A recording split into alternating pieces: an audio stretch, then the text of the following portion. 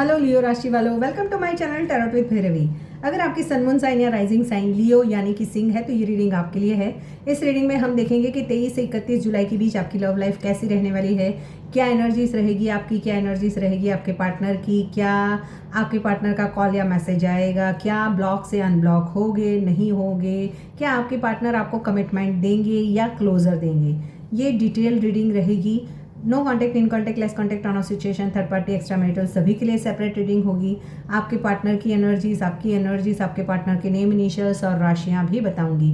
और एंड तक ज़रूर इस वीडियो को देखिए क्योंकि इस वीडियो में मैं आपको कौन सी वो 3 राशियों के अगर आपके पार्टनर है तो वो इवेंट होकर ही रहेगा, वो भी मैं आपको बताऊँगी और रेमेडीज़ भी दूंगी। और देखते हैं हम कि नो कॉन्टेक्ट सिचुएशन में आपके पार्टनर आपको नो योर डिवाइन टाइमिंग के कार्ड से कब तक कॉल या मैसेज करेंगे, वो भी हम देखेंगे।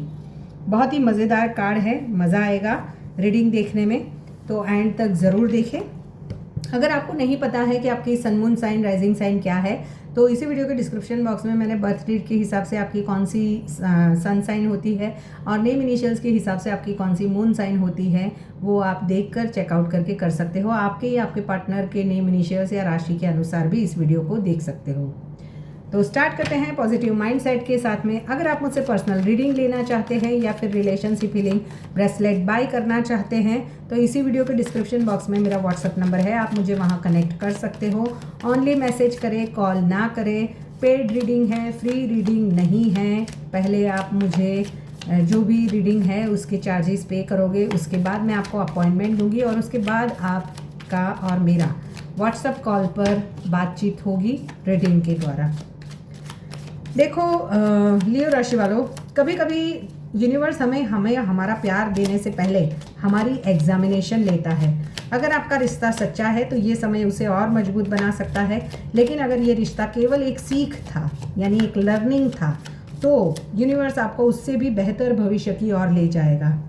विश्वास बनाए रखिए क्योंकि सिंह राशियों वालों का दिल टूट सकता है लेकिन उसकी रोशनी कभी ख़त्म नहीं होती, क्योंकि जैसे सूर्य की रोशनी होती है वैसे ही लियो राशि वालों की रोशनी हमेशा ही बरकरार रहती है। देखो, आपके पास लाइफ कर्मास हील होने का टाइम आ चुका है। अगर एक्स्ट्रा मैरिटल अफेयर था या आप किसी सोल कनेक्शन में थे जहाँ पे आपने बहुत सारा स्ट्रगल किया था तो वहाँ पर हीलिंग आ रही है। कुछ छिपी हुई बातें थी, कुछ छिपे हुए सच अगर आपको नहीं पता थे, शायद वो थर्ड पार्टी से जुड़े हुए भी हो सकते हैं। पास्ट में अगर आपका दिल टूटा था थर्ड पार्टी को लेकर, आपके पार्टनर ने आपसे बहुत कुछ छुपाया था, तो हो सकता है आप तार तार रोए हो, जार जार जले हो। तो यहाँ पर आपके पार्टनर अब अपनी गिल्टी को यानी अपने पे पछतावा, गिल्ट वाली एनर्जीज रहेगी और आपके पार्टनर खुद भी हील होना चाहते हैं और आपके इस रिश्ते को भी हील करना चाहते हैं। कई लोग आइसोलेशन में ये ढूंढ रहे हैं कि उनसे गलती कहाँ हो गई जिस वजह से इस रिश्ते की हालत आज ये है जो कभी उन्होंने नहीं सोची थी। फ्लर्ट वाला रिश्ता भी मुझे यहाँ पर दिखाई दे रहा है। अगर आप सच्चाई जानना चाहते थे कि आपके पार्टनर सच में आपको कमिटमेंट देना चाहते हैं या क्लोजर, तो हो सकता है 23 से 31 के बीच में काफ़ी लोगों को क्लैरिटी मिल जाएगी इस रिश्ते को लेकर। क्या वो स्टेबल कनेक्शन है कि सिर्फ फ्लर्ट वाला है, यानी कि आपके पार्टनर मुझे कई लोगों के पार्टनर ऐसे दिखाई दे रहे हैं जो कमिटमेंट के नाम से ही भागते हैं, यानी कि उन्हें रिस्पॉन्सिबिलिटीज़ नहीं लेनी है आपके रिश्ते की और रिश्ते में सिर्फ एन्जॉयमेंट के लिए या फिर सिर्फ फन के लिए इस रिश्ते में वो रहना चाहते हैं। तो वो चीज़ें भी आपको क्लियर हो जाएगी। आप चाहते थे कमिटमेंट, आप चाहते थे एक सिक्योर फ्यूचर, बट ये पर्सन जो है सिर्फ और सिर्फ अपने बारे में सोच रहे हैं और जैसे कि मैंने बोला कि वो इस रिश्ते को ज़्यादा सीरियस नहीं ले रहे थे पास्ट में, तो आने वाले टाइम में अगर आपने कुछ मैनिफेस्टेशन किए हैं या टैरो रीडर से अगर आप रीडिंग ले रहे हो, आपने खुद की हीलिंग की है, मेडिटेशन वगैरह किया है या किसी से हीलिंग करवाई है, टैरोट स्पेल वगैरह करवाया है, तो उसका रिजल्ट मुझे 23 से 31 जुलाई के बीच में आता हुआ दिखाई दे रहा है लियो राशि वालों। मुझे है ना पिछले कुछ समय से आपको लग रहा था कि आपकी लव लाइफ जैसे रुक गई है, ये दिखाई दे रहा है। 23 से 31 जुलाई के बीच यूनिवर्स एक ऐसा मोड़ लेकर आ रहा है जहां किसी की वापसी, किसी का सच और किसी रिश्ते की फाइनल एग्जामिनेशन तीनों एक साथ हो सकते हैं।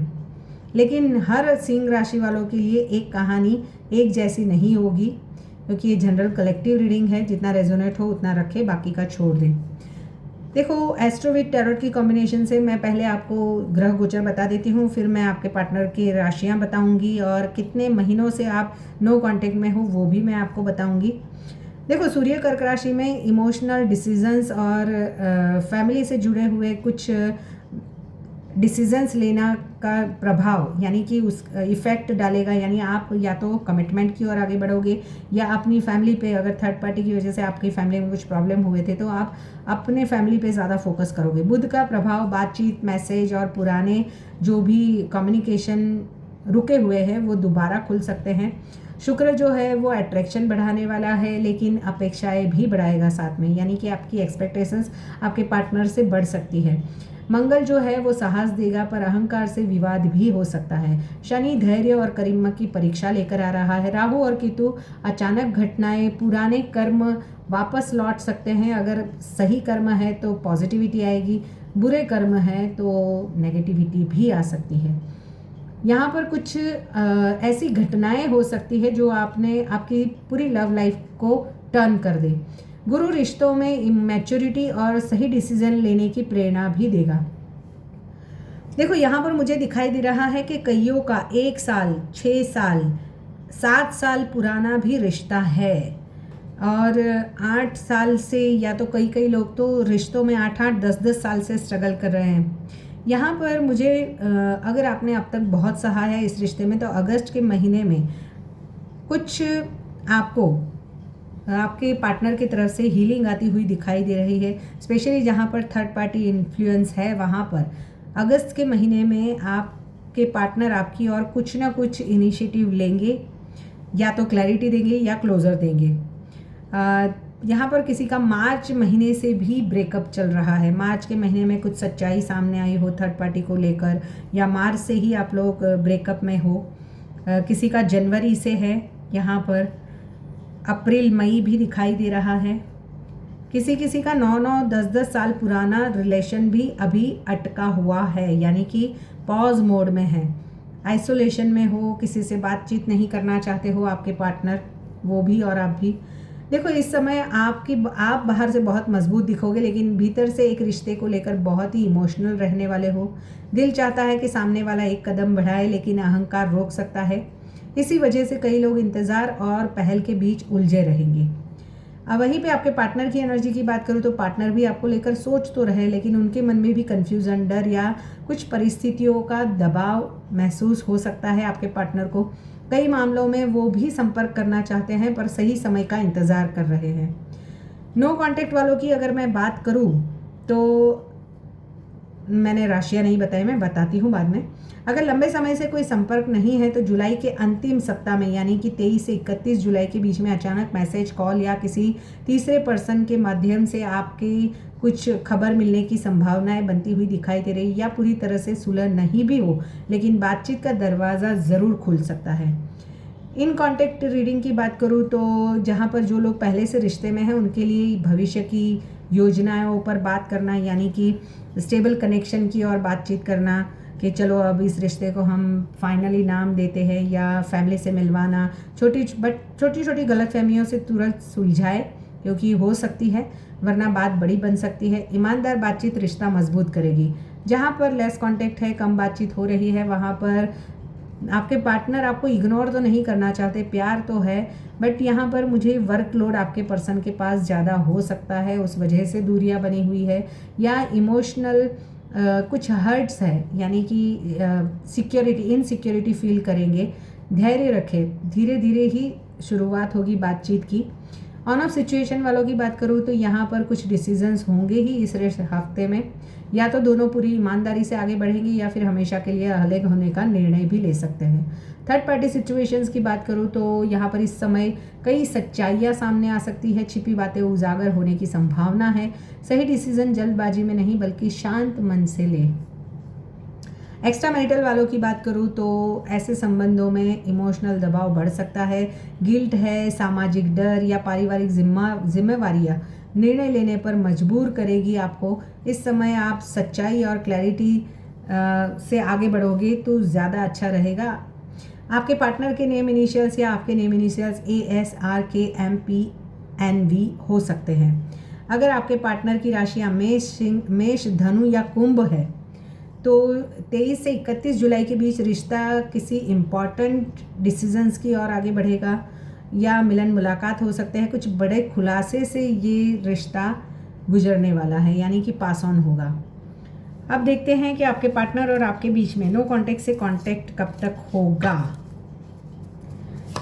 यहाँ पर अगर पास्ट में कुछ सच्चाई सामने नहीं आई थी तो आने वाले हफ्ते में आ सकती है, जहाँ पर आपके पार्टनर ने अगर उनके सही इरादे क्या है वो छुपाए थे तो 23 से 31 जुलाई के बीच में वो भी सामने आ सकते हैं।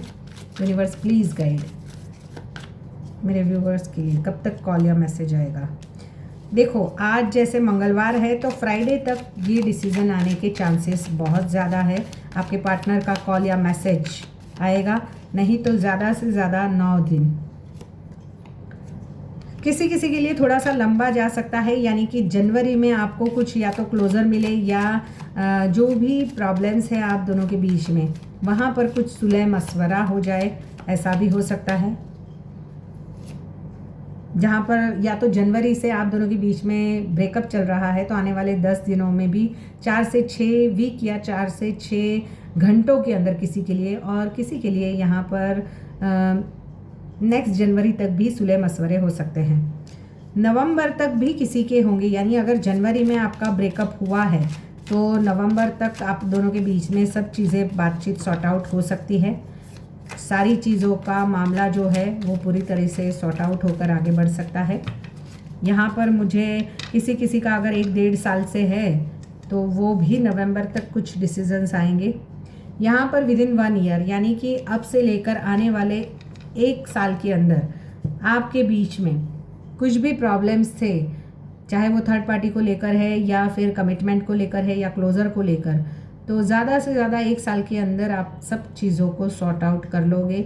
या 1 साल से आपका सेपरेशन है तो आने वाले 3 महीनों में भी काफ़ी कुछ क्लैरिटी मिल जाएगी। अब बात करते हैं रेमेडीज़ की। तो सूर्य को जल अर्पित करें, ओम ध्रुणी सूर्य नमः मंत्र का 108 बार जाप करें। शुक्रवार को सफ़ेद मिठाई का दान करें। रविवार को गुड़ और गेहूं का दान शुभ रहेगा। अहंकार छोड़कर सच्चे मन से कम्युनिकेशन करें। अगर आपको मेरी रीडिंग पसंद आई है तो लाइक शेयर सब्सक्राइब हाइप का बटन ज़रूर दबाएं। मिलते हैं नेक्स्ट रीडिंग में। Till then bye bye.